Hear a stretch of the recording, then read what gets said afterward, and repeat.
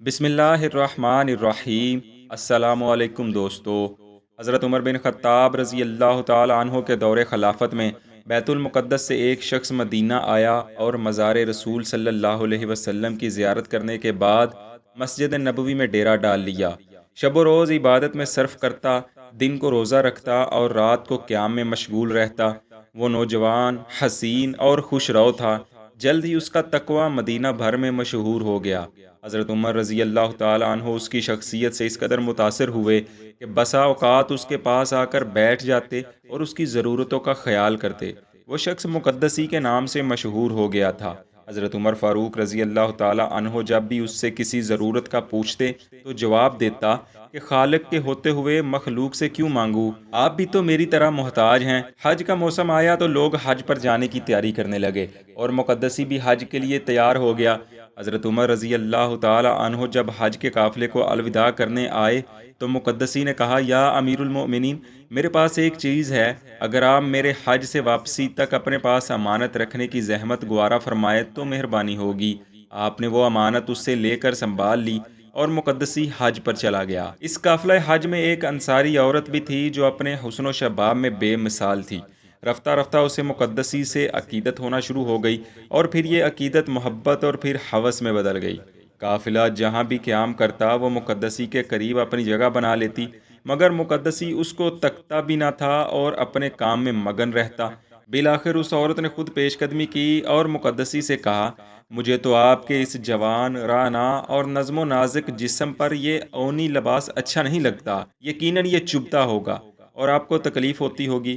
مقدسی نے جواب دیا، اری بلی مانس، اس جسم پر ترس کا کیا فائدہ جو مٹی کی غذا ہے؟ عورت نے کہا، آپ کا چہرہ کتنا حسین ہے، جب اس پر دھوپ پڑتی ہے اور حرارت سے چہرے کا رنگ سرخ ہو جاتا ہے تو مجھے بڑی کوفت ہوتی ہے۔ مقدسی نے کہا، ہوش کے ناخن لے اے عورت، ایسی باتیں نہ کر، مجھے اپنے رب کے حضور سے باز رکھنے کی کوشش نہ کر۔ عورت نے یہ باتیں جو سنی تو اس کے صبر کا پیمانہ لبریز ہو گیا۔ کہنے لگی، عابد صاحب، آپ سے ایک کام ہے، اگر آپ نے میری مرضی کے مطابق کر دیا تو بہتر، ورنہ اپنا کام نکالنے تک میں آپ کا پیچھا نہیں چھوڑوں گی۔ مقدسی نے کہا، آپ کام بتائیں، اگر میرے بس میں ہوا تو میں ضرور کروں گا۔ عورت نے کہا، میں بھلا ایسا کام آپ کو کیوں کر کہوں گی جو آپ کے بس میں نہ ہوگا؟ عورت نے مسکرا کر کہا، میری صرف ایک خواہش ہے کہ میں بس ایک رات کے لیے آپ کی کنیز بننا چاہتی ہوں۔ مقدسی نے کانوں کو ہاتھ لگائے، اللہ کا خوف دلایا اور سختی سے جھڑک دیا اور کہا، دیکھ، میں اس کماش کا آدمی نہیں ہوں، تو بھی حج کو جا رہی ہے، اپنے ذہن کو شیطانی خیالات سے پاک کر دے۔ عورت نے کہا، کچھ بھی ہو، میرا مطالبہ پورا کر دو اور خوشی خوشی حج کر کے واپس لوٹ آئیں گے۔ مقدسی نے کہا، تو یہاں سے واپس لوٹ جا، میں تمہاری کوئی بات نہیں مان سکتا، تو جو کر سکتی ہے کر گزر۔ وہ عورت اس وقت بری طرح شیطان کی لپیٹ میں تھی۔ اس نے دل میں انتقام لینے کی ٹھان لی اور وہاں سے اٹھ کر چل دی۔ قافلہ ابھی مکہ بھی نہ پہنچا تھا کہ اس بدنیت عورت نے ایک رات اپنے سامان میں سے ایک تھیلی نکالی اور چپکے سے جا کر مقدسی کے سامان میں چھپا دی۔ تھیلی میں 500 دینار تھے۔ صبح ہوئی تو اس نے رونا پیٹنا شروع کر دیا کہ میرے 500 دینار کسی نے چرا لیے ہیں۔ اس عورت نے شور مچا مچا کر اودم بپا کر رکھا تھا۔ امیر قافلہ نے حکم دیا کہ تمام قافلہ والوں کی جامع تلاشی لی جائے۔ سب کی تلاشی لی گئی مگر تھیلی کہیں نہ ملی۔ اب صرف ایک ہی بندہ رہ گیا تھا جس کے سامان کی تلاشی لینے کی کسی میں ہمت نہ ہوئی۔ امیر قافلہ نے اس عورت سے کہا، دیکھو، ہم تمام مسافروں کے سامان کی تلاشی لے چکے ہیں مگر تمہاری تھیلی کہیں نہیں ملی۔ اب صرف ایک شخصیت ہی رہ گئی ہے اور وہ مقدسی ہیں۔ ہمیں یقین ہے کہ وہ ایسی حرکت نہیں کر سکتے، وہ اللہ کے نیک بندے ہیں، ہمیں ان پر کوئی شک نہیں۔ مکار عورت نے کہا، ہو سکتا ہے اس روشن چہرے کے پیچھے کوئی مکار چھپا بیٹھا ہو، آپ اس کی بھی تلاشی لیں تاکہ مجھے تسلی ہو سکے۔ امیر قافلہ نے نہ چاہتے ہوئے بھی مقدسی سے اجازت چاہی تو مقدسی نے کہا، جب سب لوگوں کی سامان کی تلاشی لی گئی ہے تو میرے سامان کی بھی ہونی چاہیے، مجھے کوئی اعتراض نہیں۔ اب جیسے ہی سامان کی تلاشی لی گئی تو سامان میں سے ایک تھیلی برآمد ہو گئی، جسے عورت نے جھپٹ کر پکڑ لیا کہ یہی تو میری تھیلی ہے۔ اس تھیلی میں 500 درہم تھے۔ اب پورے قافلے والوں نے پہلے تو مقدسی کو لاتوں اور مکوں سے پیٹا، پھر ہاتھ پاؤں باندھ لیے کہ اس کا فیصلہ امیر المؤمنین حضرت عمر رضی اللہ تعالی عنہ سے کروائیں گے۔ مقدسی ان تمام حالات پر خاموش رہا اور ایک لفظ بھی زبان پر نہ لایا۔ خیر قافلہ مکہ مکرمہ داخل ہوا تو مقدسی نے امیر قافلہ سے التجا کی کہ میرے ہاتھ پاؤں کھول دو تاکہ میں حج ادا کر سکوں، اس کے بدلے تم جو چاہے ضمانت لے لو، میں دینے کو تیار ہوں۔ حج کی ادائیگی کے بعد تم جس جگہ کہو گے میں حاضر ہو جاؤں گا، مگر اللہ کا واسطہ ابھی مجھے آزادانہ عبادت کر لینے دو۔ امیر قافلہ نے باقی لوگوں سے بھی مشورہ کیا اور بالآخر مقدسی کے ہاتھ پاؤں کھول دیے گئے۔ حج کی ادائیگی ہو گئی اور وہ دن آن پہنچا جب قافلہ واپس مدینہ کی تیاری کرنے لگا۔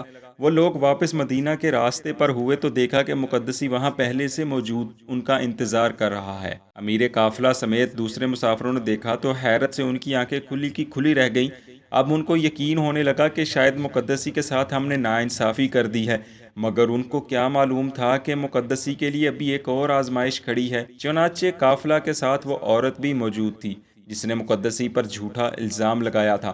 اتفاق ایسا ہوا کہ راستے میں عورت کے پاس زاد راہ ختم ہو گیا اور اسی پریشانی میں وہ قافلہ والوں سے بچھڑ گئی۔ قریب ایک بستی دکھائی دی تو اس نے سوچا کہ وہاں جا کر کسی سے مدد مانگتی ہوں۔ بستی سے پہلے ہی اسے ایک گڈریا مل گیا۔ اس نے گڈریے سے مدد کی اپیل کی تو اس نے کہا، میں تمہاری مدد کروں گا مگر پہلے تمہیں میری ضرورت پوری کرنا ہوگی۔ عورت نے پوچھا، کیا ضرورت ہے تمہاری؟ گڈریے نے کہا، تم بخوبی جانتی ہو مجھے کیا ضرورت ہے۔ عورت مجبوری کے ہاتھوں بے بس ہو گئی اور وہیں ٹیلے کے اوٹ میں گڈریے کی ضرورت پوری کر دی۔ گڈریے نے زیادہ راہ دیا اور وہ لے کر واپس قافلے میں لوٹ آئی۔ ابھی قافلے نے 2 یا 3 دن کا سفر ہی طے کیا تھا کہ عورت ایک دن رفع حاجت کی خاطر خلوت میں گئی۔ وہ فارغ ہو کر واپس آ رہی تھی کہ ایک بزرگ راستے میں آ گئے۔ اس بزرگ نے عورت کا چہرہ دیکھ کر کہا، کیا تو حاملہ ہے؟ عورت ڈر گئی، کہنے لگی، نہیں ایسا بالکل نہیں ہے۔ بوڑھے نے کہا، 2 دن پہلے تو نے جس گڈریے کی ضرورت پوری کی تھی تو اس سے حاملہ ہو چکی ہے۔ عورت یہ سنتے ہی رونے لگی۔ بوڑھے نے کہا، اب اس میں رونے کی کوئی بات نہیں بلکہ تمہیں مقدسی سے انتقام لینے کا ایک اور موقع مل گیا ہے۔ بوڑھے نے کہا، جاؤ اور جا کر مقدسی پر اس کا الزام لگا دو۔ عورت کے تو جیسے جسم میں جان آ گئی۔ اس نے سوچا، یہ اچھا موقع ہے، ایک تو اپنا گناہ چھپ جائے گا، دوسرا مقدسی کو بھی امیر المؤمنین سے کڑی سزا دلواؤں گی۔ وہ واپس گئی اور جاتے ہی واویلا شروع کر دیا۔ عورت نے رو رو کر کہا، اس مقدسی نے مجھے کہیں کا نہیں چھوڑا، اس نے زبردستی مجھے گھیر کر بالجبر زنا کیا ہے۔ میں شرم کے مارے کچھ نہ کہہ سکی اور نہ کسی کو کچھ بتا سکی، مگر اب چونکہ معاملہ میرے بس میں نہیں رہا اور حمل ظاہر ہو گیا ہے تو میں زبان کھولنے پر مجبور ہو گئی ہوں۔ یہ سنتے ہی قافلے والے ایک بار پھر مقدسی پر برس پڑے، لیکن مقدسی نے اب کے بار بھی کسی سے کچھ نہ کہا اور چپ چاپ مار کھاتا رہا۔ اگلے ہی دن قافلہ مدینہ پہنچ گیا۔ تمام مقدمہ امیر المؤمنین حضرت عمر فاروق رضی اللہ تعالی عنہ کے سامنے پیش کر دیا گیا۔ مقدمہ سننے کے بعد آپ نے فرمایا، اے ظالم، یہ تو نے کیا کیا؟ تیرا ظاہر تو اتنا اچھا تھا مگر تیرا باطن اتنا ہی برا۔ بخدا میں تجھے لوگوں کے واسطے عبرت بنا دوں گا کہ تیرے جیسے بد باطن پھر کبھی لباس زہد پہن کر کسی کو فریب نہ دے سکیں گے۔ مقدسی نے زبان تک نہ کھولی اور چپ چاپ بیٹھا سنتا رہا۔ لوگوں کی بھیڑ میں لمحہ بہ لمحہ اضافہ ہوتا رہا۔ حضرت علی رضی اللہ تعالی عنہ بھی مجمع دیکھ کر تشریف لے آئے۔ حضرت عمر رضی اللہ تعالی عنہ نے تمام واقعہ حضرت علی رضی اللہ تعالی عنہ کے گوش گزار کر دیا۔ حضرت علی رضی اللہ تعالی عنہ نے واقعہ سننے کے بعد فرمایا، میں علی خود گواہی دیتا ہوں کہ اس شخص نے نہ تو زنا کیا ہے اور نہ ہی چوری کی ہے۔ مجمع میں موجود تمام لوگ آپ کی یہ بات سن کر حیران ہو گئے۔ حضرت علی رضی اللہ تعالی عنہ نے عورت کو اپنے پاس بلایا اور فرمایا، شرافت اسی میں ہے کہ سارا ماجرا خود بخود سچ بیان کر دو۔ عورت پھر سارا واقعہ جوں کا تو بیان کر دیا اور سچ کو چھپایا۔ حضرت علی رضی اللہ تعالی عنہ نے حضرت عمر رضی اللہ تعالی عنہ کی طرف متوجہ ہوئے اور کہا، اے امیر المؤمنین، اس شخص نے حج پر جانے سے پہلے آپ کو امانت دی تھی، وہ منگوا لیں، اسے سب کے سامنے کھولا جائے گا۔ پھر عورت کی طرف متوجہ ہوئے اور فرمایا، اب میں جو پوچھتا ہوں وہ سچ سچ بتاتی جاؤ، وگرنہ میں تمہارے سابقہ کرتوت سب کے سامنے کھول کر رکھ دوں گا۔ پھر آپ نے وہ جملے دہرائے جو عورت نے مقدسی کو دعوت گناہ دیتے وقت کہے تھے اور عورت کی مکاری و چلاکی کا تمام واقعہ لوگوں کے سامنے کہہ سنایا۔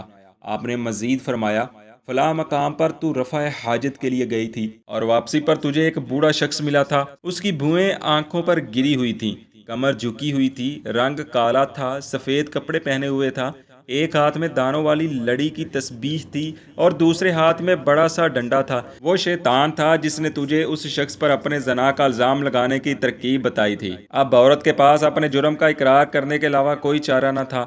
آپ نے فرمایا، اے ابو حفظ، اس جوان نے شوق عبادت میں انتہا پسندی سے کام لے کر اپنے آپ کو عورت کے ناقابل بنا رکھا تھا، اور اس نے جو آپ کو امانت دی تھی اس میں اس نے اپنا اعلی تناسل کاٹ کر رکھا ہوا تھا، جو سبز ریشم کے کپڑے میں لپٹا ہے، اور اگر آپ چاہیں تو اس ڈبیا کو کھول کر میری بات کی تصدیق کر لیں۔ حضرت عمر رضی اللہ تعالیٰ عنہ نے فرمایا، اے ابو الحسن، اب اس خبیثہ سے کیا سلوک کیا جائے؟